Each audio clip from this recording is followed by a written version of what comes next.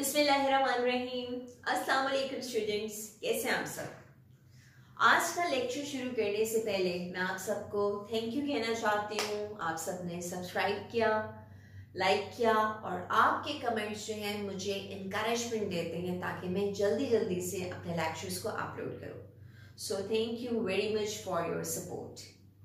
तो चले आए, अब हम आज का टॉपिक स्टार्ट करते हैं। आज का टॉपिक है तो हमारा नेफ्रॉन, लेकिन नेफ्रॉन को शुरू करने से पहले हम जल्दी से एक दफा रिव्यू कर लेते हैं अपने प्रीवियस टॉपिक को, human urinary system. Let's start it. Human urinary system में हमने लास्ट टाइम क्या डिस्कस किया था। हमने बात की थी कि ह्यूमन यूरिनरी सिस्टम कंसिस्ट करता है पेयर ऑफ किडनीज पर, जो कि बीन शेप्ड होती हैं। ये जो पेयर ऑफ किडनीज हैं, इनके अंदर ब्लड सप्लाई आती है कहां से? Through the aorta. ये एओर्टा ब्लड सप्लाई करती है किडनी को bye the help of renal artery, और जो भी ब्लड यहाँ से रिलीज होता है, लीव करता है, वो किसके थ्रू लीव करता है? Bye the help of renal vein. और रीनल वेन जाके ऊपर होती है इंफीरियर वेना कैवा में, जो कि कहाँ पे लेके जाती है ब्लड को? Towards heart. आपको इसी तरह से किडनी के ऊपर ये एक पोर्शन नजर आ रहा होगा, एड्रीनल ग्लैंड। आपको आइडिया शायद हो कि एड का मतलब होता है अपॉन, और रीनल की टर्म आप जब भी सुनते हैं तो रीनल का मतलब क्या होता है? किडनी। इसका मतलब कि ऐसा ग्लैंड है जो कि किसके ऊपर प्रेजेंट है? किडनी के ऊपर प्रेजेंट है, और ये डिफरेंट टाइप के हार्मोन्स को रिलीज करते हैं। किडनीज के साथ आपको ये दो ट्यूब्स नजर आ रही हैं। ये ट्यूब्स किडनी में जो भी यूरिन की फॉर्मेशन होती है, ये ट्यूब्स उसको कैरी करती हैं और जाके कहां पर ओपन होती है? Inside the sac like structure which is known as urinary bladder. और यूरिनरी ब्लैडर से जब भी कभी यूरिन को बॉडी से बाहर रिलीज किया जाता है, it is done by the help of a thin tube which is known as the urethra. Females के अंदर यूरेथ्रा जो है वो विजाइना के करीब होता है, यानी दो सेपरेट ओपनिंग्स होती हैं। Vagina is another opening and urethra is a separate opening. और मेल्स के अंदर यूरेथ्रा जो है वो पेनिस के थ्रू रिलीज करता है यूरिन को। और क्लास एक और बड़ी इंटरेस्टिंग चीज, एक हार्ट बीट में जो ब्लड सप्लाई मिलती है किसी भी किडनी को, that is 20% blood. Around 20% blood हर एक कार्डियक आउटपुट में किडनी रिसीव करता है, और जब किडनी रिसीव करता है 20% ब्लड को, तो तकरीबन पूरे एक दिन के अंदर अप्रॉक्स 200 लीटर ब्लड इसमें आता है। और 200 लीटर ब्लड आने के बाद ये पूरे दिन के अंदर around 1 to 1.5 litre waste excrete करता है in the form of urine. तो ये तो हमने डिस्कस कर लिया यूरिनरी सिस्टम को। अब हम जब बात करते हैं इसी किडनी के इंटरनल स्ट्रक्चर की, तो आपको नजर आ रहे होंगे इसमें कुछ पार्ट्स, जैसे कि बाहर की तरफ हम डिस्कस कर चुके हैं कि फाइब्रस कैप्सूल होता है। अंदर की तरफ आपको ये जो लेयर नजर आ रही है, जो कि आउटर लेयर है, that is the cortex. Cortex के इनर साइड पर जो स्ट्रक्चर होता है which is known as the renal medulla. और रेनल मेड्यूला में आपको कोन शेप स्ट्रक्चर नजर आ रहे हैं, जो कि एवरेज किसी भी किडनी के अंदर 8 to 9 हो सकते हैं। और इनके लिए हम टर्म के यूज करते हैं renal pyramids. Renal pyramids consist करते हैं ब्लड कैपिलरीज पर, और इसके अलावा कलेक्टिंग ट्यूब्यूल्स पर। इसी तरह से आपको यहाँ पर ये अंदर की तरफ कुछ पेनिट्रेशंस नजर आ रही हैं। ये कौन सा वाला पार्ट अंदर की तरफ पेनिट्रेट हो रहा है? Inside the medulla, that is the cortical part, ये कॉर्टेक्स पार्ट। ये जो कॉर्टेक्स का पोर्शन है, ये बिटवीन द रेनल पिरामिड अंदर की तरफ इमेजिनेट होता है, और उसके लिए टर्म के यूज करते हैं रेनल कॉलम। आपने नोटिस किया बीन शेप स्ट्रक्चर है।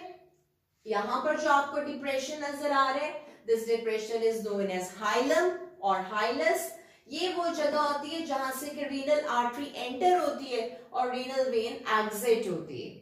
इसी तरह से आपने एक और चीज देखी होगी कि जो रीनल पिरामिड्स हैं, रीनल पिरामिड्स ओपन होते हैं छोटे छोटी सी कैविटीज के अंदर, जिनके लिए हम टर्म यूज करते हैं कैलिक्स। कैलिक्स जो स्मॉल कैविटीज हैं, these are the minor calyx. ये ओपन होती हैं जो उससे बड़ी कैविटी में, उसके लिए हम टर्म यूज करते हैं मेजर कैलिक्स। और फिर ये जाके जिस बड़ी कैविटी में ओपन होती है that is known as the pelvis. So what is pelvis? This is the central cavity of the kidney. तो central cavity of the kidney is known as pelvis, और जिसके अंदर तमाम जितने भी यहाँ पर फॉर्मेशन ऑफ यूरिन हो रही है वो तमाम के तमाम यूरिन जो है वो कहां पर कलेक्ट होता रहता है? Inside the pelvis. और फिर ये पेल्विस एक्सटेंड आउट होता है ट्यूब के अंदर which is known as the ureter. और बहुत इंटरेस्टिंग चीज, एक ह्यूमन किडनी के अंदर अराउंड 1 मिलियन नेफ्रॉन होते हैं. इसीलिए हम ये कह सकते हैं कि nephron is the structural and functional unit of the kidney. यानी स्ट्रक्चर भी किसकी वजह से बन रहे हैं? नेफ्रॉन की वजह से. और फंक्शन भी कौन परफॉर्म कर रहे हैं? नेफ्रॉन परफॉर्म कर रहे हैं. आपको यहाँ पर नेफ्रॉन का एक रफ सा स्ट्रक्चर नजर आ रहा होगा, तो यकीन करें ये पूरे नेफ्रॉन पूरी एक किडनी के अंदर तकरीबन 10 लाख नेफ्रॉन प्रेजेंट हैं. यानी कि आप अगर किडनी की बात करें तो आप यहाँ पे मिलियनेयर हैं इन टर्म्स ऑफ नेफ्रॉन, जो कि हमारे ब्लड को फिल्टर करते और वेस्ट मटेरियल को निकालते. ये क्लास तो हम डिस्कस कर रहे हैं कि nephron structural and functional unit है किडनी का, और नेफ्रॉन को यूरिनरी ट्यूब्यूल भी कहा जाता है. नेफ्रॉन कंसिस्ट करता है 2 मेन पार्ट्स पर. इसका एक पार्ट है रेनल कॉर्पसल और इसका दूसरा पार्ट कहलाता है renal tubule. Renal corpuscle consist करता है बुमेन्स कैप्सूल पर और टफ्ट ऑफ कैपिलरीज जिन्हें के लिए हम टर्म यूज करते हैं ग्लोमेरुलस. और अगर हम बात करें रेनल ट्यूब्यूल की तो इसके पार्ट्स हैं proximal convoluted tubule, starting area, loop of Henley which is U shaped, distal convoluted tubule जो कि बाद वाला पोर्शन है, और उसके बाद लास्ट पोर्शन होता है कलेक्टिंग डक्ट. कितनी टाइप्स अभी मैं डायग्राम से इसको डिस्कस करती हूँ, लेकिन उससे पहले what are the types of nephron? Nephron की 2 टाइप्स हैं. The one is cortical nephron and the other one is juxtamedullary nephron. तो क्लास कॉर्टिकल नेफ्रॉन आपको उसके नाम से आइडिया हो रहा है, ऐसा नेफ्रॉन जो कहां पर प्रेजेंट है? किडनी के कॉर्टिकल रीजन के अंदर, उसके कॉर्टेक्स वाले रीजन के अंदर. और इसका जो लूप ऑफ हेनले होता है वो स्मॉल होते हैं, और इसके अलावा इसका काम क्या है? ये मेंटेन करता है वॉल्यूम ऑफ यूरिन को. और अगर हम डिस्कस करें जुक्स्टामेडुलरी नेफ्रॉन को, जुक्स्टा का मतलब होता है नियर, बिसाइड, यानी किसके नियर है? मेडुला के नियर है, और ये प्रेजेंट होता है at the junction of the cortex and medulla. इसका लूप ऑफ हेनले लॉन्ग होता है और ये हेल्प करता है कंसंट्रेटेड यूरिन की फॉर्मेशन में. ये स्टार्स तो ये आपके सामने जो नेफ्रॉन नजर आ रहा है this is the cortical nephron. आपको आइडिया हो गया कि हम इसको क्यों कॉर्टिकल नेफ्रॉन कह रहे हैं? क्योंकि ये ज्यादा इसका पोर्शन कहां पे प्रेजेंट है? At the cortex region. इसका लूप ऑफ हेनले भी शॉर्ट है, और इस वाले नेफ्रॉन के लिए हम टर्म यूज करते हैं जुक्स्टामेडुलरी नेफ्रॉन. देखिए ये किसके जंक्शन पे प्रेजेंट है? कॉर्टेक्स और मेडुला की.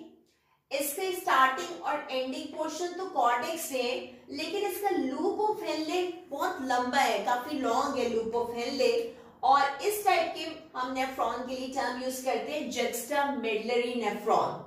और ये आपके सामने नेफ्रॉन का स्ट्रक्चर है. ये जो आपको कप शेप कैविटी नजर आ रही है this is known as the Bowman's capsule. इसके लिए हम टर्म यूज करेंगे बुमेन्स कैप्सूल. ठीक है. इसी तरह से आपको ये जो फर्स्ट कॉन्वोल्यूटेड ट्यूब्यूल नजर आ रही है this is known as the proximal convoluted tubule. ये जो आपको यू शेप स्ट्रक्चर नजर आ रहा है इसके लिए हम टर्म यूज करते हैं that is known as the loop of Henle. ये जो आपको बाद में एक और कॉन्वोल्यूशन नजर आ रही है, ट्विस्टिंग नजर आ रही है this is known as the distal convoluted tubule. और ये जो आपको लास्ट में पार्ट नजर आ रहा है इसके लिए हम टर्म क्या यूज करते हैं? Collecting duct. ये सारे पार्ट्स मैंने भी आपके साथ डिस्कस किए हैं. और अगर हम बुमेन कैप्सूल के अंदर टफ्ट ऑफ कैपिलरीज को डिस्कस करें, यानी कि ये ब्लड फ्लो जो है वो आ रहा है थ्रू द एफरेंट आर्टरियोल्स, और जब ये एग्जिट होगा तो दैट विल बी द इफ्रंट. तो ये टफ्ट ऑफ कैपिलरीज जो है इसके लिए हम टर्म क्या यूज करते हैं? This is known as the glomerulus. तो अब एक दफा फिर से जल्दी से हम चेक कर लें. हमने डिस्कस किया था कि नेफ्रॉन कंसिस्ट करता है 2 पार्ट्स पर. The one is renal corpuscle, ये जो पोर्शन आपको नजर आ रहा है, this portion, this is known as the renal corpuscle, जिसमें कि बोमेन्स कैप्सूल और ग्रूव मेडुलस शामिल। जो रिमेनिंग पोर्शन है इसका, इसके लिए हम टर्म के यूज करते हैं, that is known as the renal tubule. उसमें क्या शामिल है, that is proximal convoluted tubule, this is the loop of Henle, this is the distal convoluted tubule and this is the collecting duct। और ये जो loop of Henle जो नीचे की तरफ जा रहा होता है, इसके लिए हम टर्म यूज करते हैं descending loop of Henle, और ये जो ऊपर की तरफ जा रहा होता है उसके लिए हम टर्म के यूज करते हैं ascending loop of Henle। अभी मैं दोबारा से डायग्राम स्केच करती हूँ, फिर मैं आपको और क्लियरली बताती हूँ इन स्ट्रक्चर्स के बारे में।